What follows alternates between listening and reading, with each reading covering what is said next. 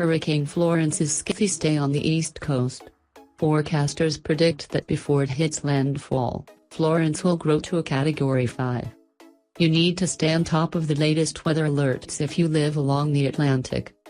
The National Weather Service, NWS, provides automatic weather alerts and warnings over the radio and TV, but it doesn't send email or SMS alerts. This can be a problem if you didn't evacuate and you're hunkered down with nothing but a phone. Here are 3 ways to be sure you have weather alerts as soon as they happen, no matter where you are. And here's how to stretch your phone's battery life. AccuWeather app. This is the app I personally use. When there's an alert or warning, the app will send a notification to your phone. The notification is loud and annoying, so it's sure to wake you up if you happen to fall asleep. I also like all of the goodies the app provides, like real-time maps,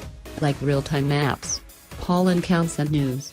It's available from the iTunes Store and the Google Play Store for free.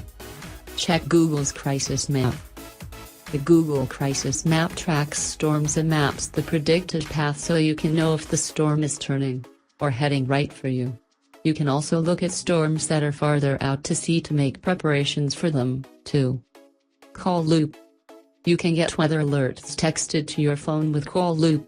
Text weather to 38470 and you'll get free texts with the latest information from the National Weather Service. Disaster Alert by Pacific Disaster Center.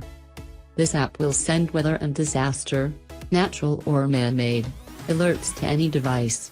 It also provides maps with detailed information about the safety of an area. For example, you can see if an area is flooded or has biomedical dangers. It's available for iOS or Android. Turn your LEDs into a warning system with this how-to. This new smart umbrella forecasts weather and finds itself